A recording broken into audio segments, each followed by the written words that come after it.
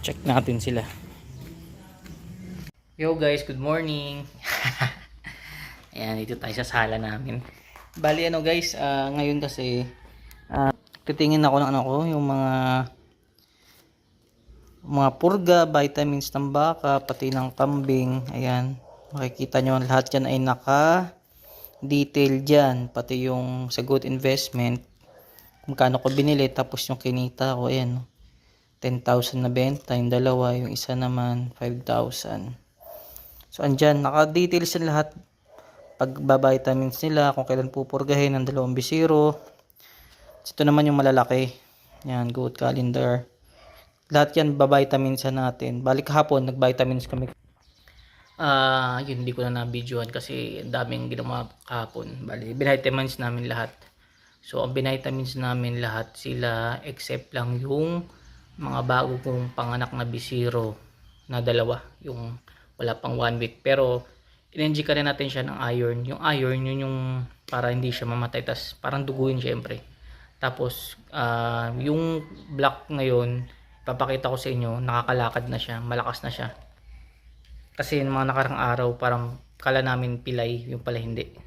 So ayan, bali nakalista rin dito yung ano guys, yung mga expenses. Bali next time i-vlog ko kung para saan yung paglilista ng expenses sa baka at sa kambing pag nagkabentahan.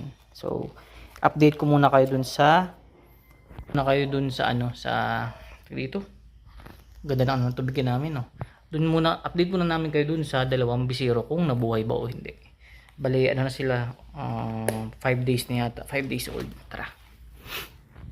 Hanap ko yung kambing na isa. So dito, hindi muna namin nilabas kasi masama ang panahon. May bagyo ata. Ayan siya. Malakas na yan. Tayo. Nakaraan dito nakakatayo. Ayan. Tignan mo naman. Kala namin pila. Yun pala hindi. Ayan. Sorry, ginising kita. Ngayon nakakatayo na yan. Nakakapaglakad na. Nakakadede na ng ayos. Yung isang kulay brown, hindi ko makita kung nasaan eh. Hahanapin ko muna. Putok na putok yung ano. Dede oh. Daming gatas niyan. Asa kaya isang kambing na brown? Hindi yan, malalaki yan eh. Baby. Andito lang yung kanina eh. Dami ng kambing. Baka nandito. CCTV namin. Ayun, nandito nga. So malamig kasi siguro tumambay dito at may init dito. Ito naman yung brown. Ayan siya. Malakas dumede. Medyo nilalamig. Ewan ko ba't nandito to. Ang layo. Uwi na doon. Ayan. So bali naturo ka lang yan ng iron, no? Yung 2. Tapos ito vitamins na rin. Ayan. Ito na vitamins na rin. 4 months old. 4 months old. Lalaki na.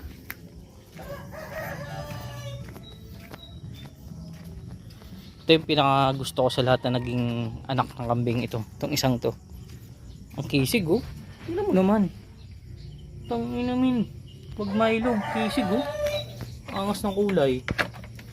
Yan ang kanyang pinakamatandang goat. Anak niyan. Nag-iisa. Pero lahat ng kambing yan, mga apu-apuhan na niya yan. Ito yung nanay nung 2. Yun. Yun yung natin update. Pag may questions kayo, huwag nyo kakalimutan muna mag-subscribe ha. Tapos share nyo yung ating video and follow for more province life.